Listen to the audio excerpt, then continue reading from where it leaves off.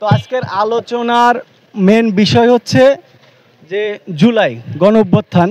সেই জুলাই গণ অভ্যুত্থানে আমরা যে জুলাই যোদ্ধারা ছিলাম, আপনাদের অনেকেই এখানে জুলাই আন্দোলন করেছেন এবং জুলাই আন্দোলনে সবাই আমরা কাঁধে কাঁধ মিলে কাজ করেছি। ছাত্র জনতা শ্রমিক সকলেই। আমাদের শ্রমিক কল্যাণ ফেডারেশনেরও এই রূপনগরেরই একজন ভাই মারা গেছে, বিপ্লব নাম, এই 7 নং রোডেরই। ও আমাদের শ্রমিক কল্যাণ ফেডারেশনের সহযোগী ছিল। তো মূলত বিষয় হচ্ছে শ্রমিক কল্যাণ ফেডারেশনের যেমন লোক কাজ করছে, জামাত, বিএমপি, সব ধরনের লোকেরাই কিন্তু জুলাই গণ অভ্যুত্থানটা ঘটাইছে। একলা কিন্তু কারো মাধ্যমে এই জুলাই গণ অভ্যুত্থান ঘটে নাই, যার কারণে ফ্যাসিস দূর হয়েছে। কিন্তু আমাদের দেশের যে ফ্যাসিস দূর হয়েছে, সেই ফ্যাসিসের কিছু ছায়া এখনো বাংলাদেশে রয়ে গেছে। আমরা বিগত 54 বছর স্বাধীনতার, আমরা কি আসলে স্বাধীন হইতে পারছি? আমরা আসলে স্বাধীন হইতে পারি নাই। কেন পারি নাই? কারণ কিছু এলিট শ্রেণীর হাতে কিছু অর্থনীতিবিদ, আসলে তারা পাগল না, তারা দরিদ্রতার কারণে সমাজ থেকে ছিটকে পড়া কিছু ছিন্নমূল মানুষ। কিন্তু তারা রাস্তায় থাকতে থাকতে তাদের পোশাক আশাক বেশ সব হয়ে গেছে পাগলের মতো। তো আমরা এই জুলাই যে আন্দোলন করছি, এর মূল উদ্দেশ্য ছিল একটা বৈষম্যহীন সমাজ প্রতিষ্ঠা করা। এই বৈষম্যহীন সমাজ প্রতিষ্ঠা করার জন্য আমাদের প্রায় 1500-র উপরে ভাই আপনার নিহত হয়েছে, 20,000-এর উপরে ভাই পঙ্গুত্ব বরণ করছে। ছোট ছোট 5 বছর 6 বছরের শিশুরা নিজের বাসায় হত্যাকাণ্ডের শিকার হয়েছে। তারপরেও আমরা কিন্তু আমাদের যে জুলাই আন্দোলনের যে স্পিরিট, যে আমাদের আশা আকাঙ্ক্ষা, আমি ব্যক্তিগতভাবেই যে আশা আকাঙ্ক্ষা নিয়ে জুলাই আন্দোলন করছি, আমার কাছে মনে হয়েছে ফলাফল 0। এই 5 আগস্ট আসলে আপনার জুলাই আন্দোলনের 1 বছর পূর্তি হবে। কিন্তু 1 বছর পূর্তি হওয়ার পরেও আমাদের যে অন্তর্বর্তী সরকার, উনি কিন্তু আমাদের যে আন্দোলনের যে রূপরেখা, ওটা কিন্তু এখনো প্রকাশ করতে পারে না। আপনি জুলাই সনদ নিতে যদি আপনার আন্দোলন করা লাগে, তাহলে আমাদের জুলাইয়ের আদর্শ বাস্তবায়ন করতে হলে প্রায় 2000 লোক আবার শহীদ হওয়া লাগবে। কারণ আপনার একটা জিনিস আমার কাছে খুব খারাপ লাগছে, কালকে শাহবাগে আমার ছাত্র ভাইরা আপনার আন্দোলনে নামছে যে তাদের জুলাই সনদ লাগবে। ভাই, রাষ্ট্র যখন আমরা জুলাই আন্দোলন করে ফ্যাসিস দূর করছি, তখন তো রাষ্ট্র আমাদের সাধারণ জনগণের রাষ্ট্রে আপনার যদি কোনো কিছু আপনি বাস্তবায়ন করতে চান, আপনি সাধারণ জনগণের কাছে আসতে হবে। আপনার মন গড়া কোনো কিছু আপনি বাস্তবায়ন করতে পারবেন না। তো আমাদের মূল যে বিষয়গুলো আছে, জুলাই যে আন্দোলন, আমি যে কথাটা আপনাদেরকে বলতে চাচ্ছি, জুলাই আন্দোলনে আমরা যে আশা আকাঙ্ক্ষা নিয়ে এই আন্দোলন করছি, কিংবা এই আন্দোলন যে বাস্তবায়ন করতে হবে, সেই জন্য আমাদের একটা রাজনৈতিক পাওয়ার লাগবে।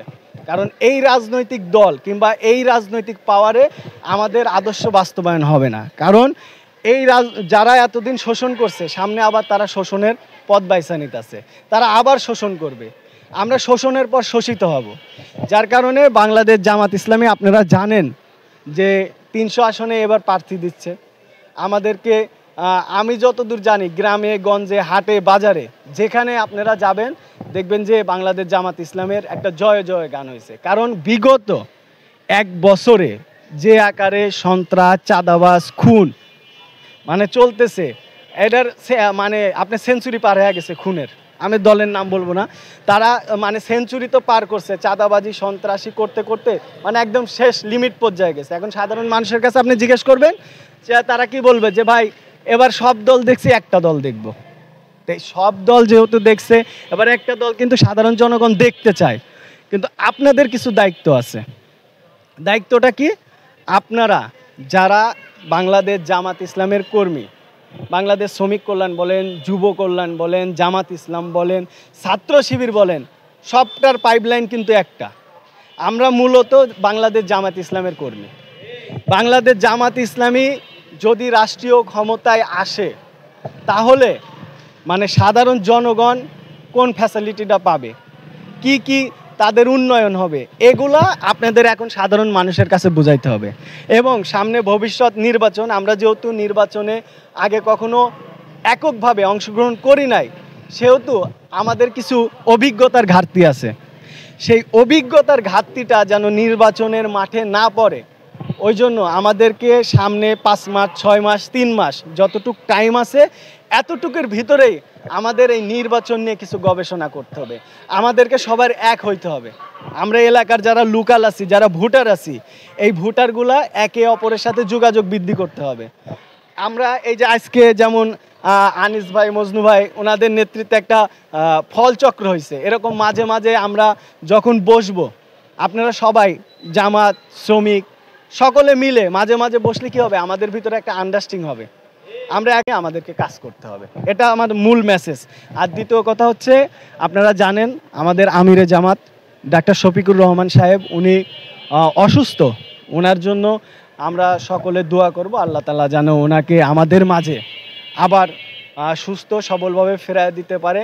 কারণ আপনারা জানেন যে আমরা যে চাপে পড়ছিলাম, এই চাপ থেকে কিন্তু মানে ডাক্তার সাহেব, অনেকে ওনাকে ডাক্তার সাহেব বলে, ডাক্তার সাহেব কিন্তু আমাদেরকে আবার ফোকাস করে সামনে আনছে। মানুষের একটা আশার জায়গা উনি। আপনার দিনমজুর থেকে শুরু করে মিনিস্টার পর্যন্ত যারা আছে, সরকারের একটা আশার জায়গা যে হ্যাঁ উনি পারবে, ওনার সেই শক্তি আছে, সেই ইচ্ছা আছে। ওই জন্য আমাদের আমিরে জামাতের জন্য আপনারা সকলে দোয়া করবেন। আসসালামু আলাইকুম ওয়া রাহমাতুল্লাহ।